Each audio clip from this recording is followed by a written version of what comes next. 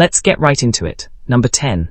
In Germany, there is a stretch of highway where you can legally drive as fast as your car allows, and running out of gas on it will still get you fined.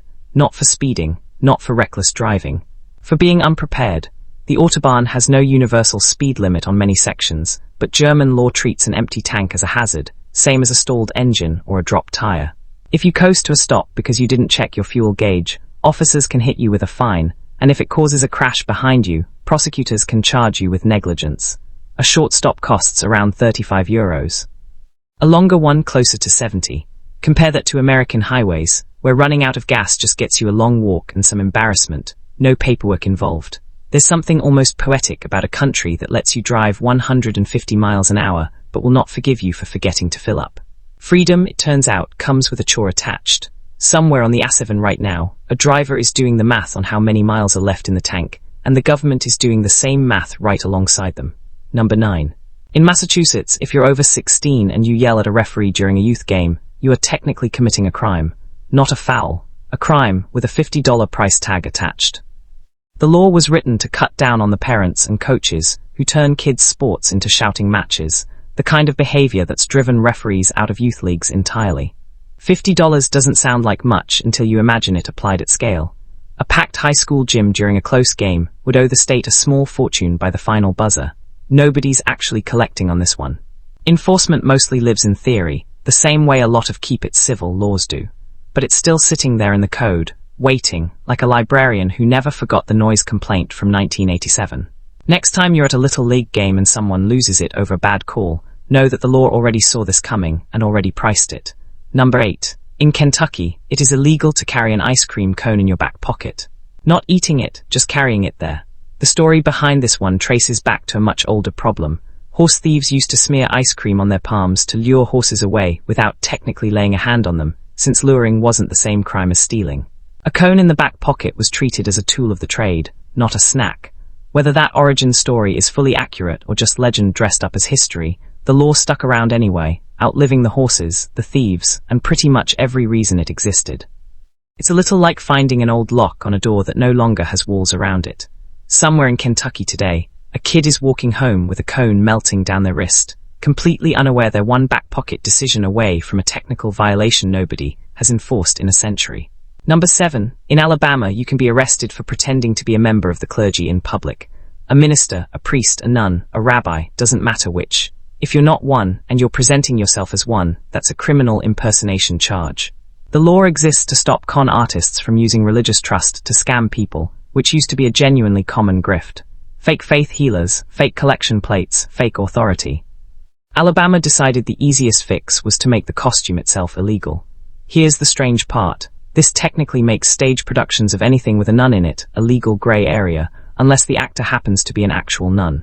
Somewhere out there, a community theatre is one costume choice away from a citation. The line between performance and fraud, it turns out, is thinner than most people assume, and Alabama drew it directly through the church aisle. Number 6. In Maine, checking into a hotel under fake name is against the law.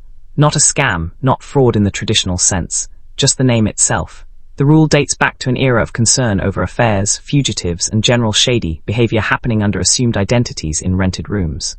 Registering as someone you're not was treated as the first domino in a chain of worse things. So no, you can't sign the guest book as Clark Kent.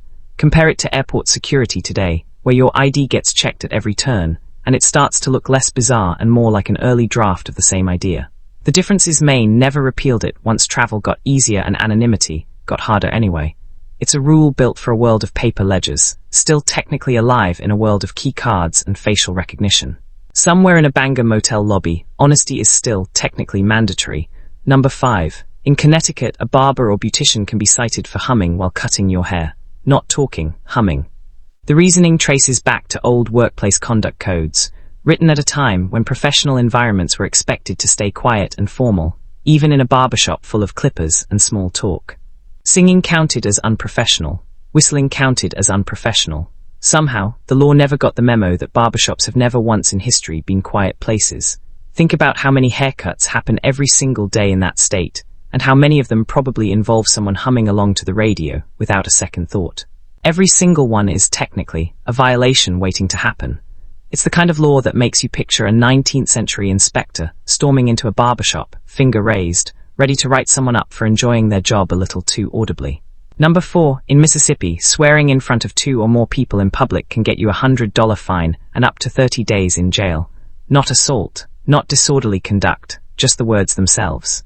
The law sits under public nuisance statutes, built during a period when public decency codes were taken as seriously as actual safety concerns. 2 people is the magic number. Swear alone, and legally, nothing happened. Swear next to a friend, and you've crossed a line written generations ago. 30 days in jail over a word is the kind of sentence that feels lifted from a much older century, except it's still sitting in the code today, untouched. Somewhere in Mississippi right now, someone just stubbed their toe in front of a coworker and technically became a criminal. Number 3. In Arizona, it is illegal for a donkey to sleep in a bathtub. This one sounds like a punchline, but it comes from a real event. A donkey reportedly got stuck in a bathtub after a flash flood swept it into a ravine, and the resulting rescue effort became such a headache that lawmakers decided to legislate the problem out of existence entirely. Not the flood, not the ravine, the bathtub. It's a law built entirely around preventing one very specific, very unlikely repeat performance. Somewhere in the state archives, there's probably a rescue report that reads stranger than the law itself. It's a reminder that most bizarre laws aren't randomly invented.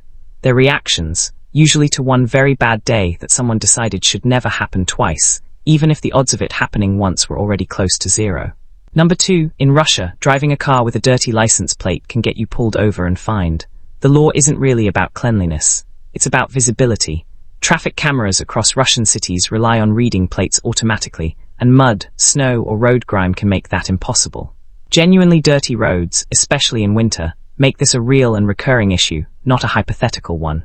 The fine sits around 500 rubles, which is small, but the enforcement is oddly consistent for something that sounds like it shouldn't be a real category of offense. It puts drivers in a strange position. Your car isn't unsafe, your license isn't invalid, but your dirt is a violation. Somewhere on a slush-covered street in Moscow this winter, a driver's biggest legal risk isn't speed. It's how long since they last washed the car. Number 1. In Alabama, playing dominoes on a Sunday was, for a long stretch of the state's history, against the law. Not gambling on it, just playing it. The rule came from old blue laws, a category of legislation written specifically to enforce Sabbath rest and push people toward church instead of recreation. Dominoes got lumped in with cards, dice, and anything else that looked like idle amusement on the Lord's Day. What makes this one land differently is the scale of what it says about the era, not the game itself. An entire state once treated a board game as a threat to public morality. Somewhere, a Sunday afternoon domino match was once considered more dangerous to the social order than actual crime. That's the real twist hiding under all 10 of these laws. It was never really about the ice cream, the humming, or the dominoes. It was about who got to decide what counted as trouble. That's 10 laws that never got the memo.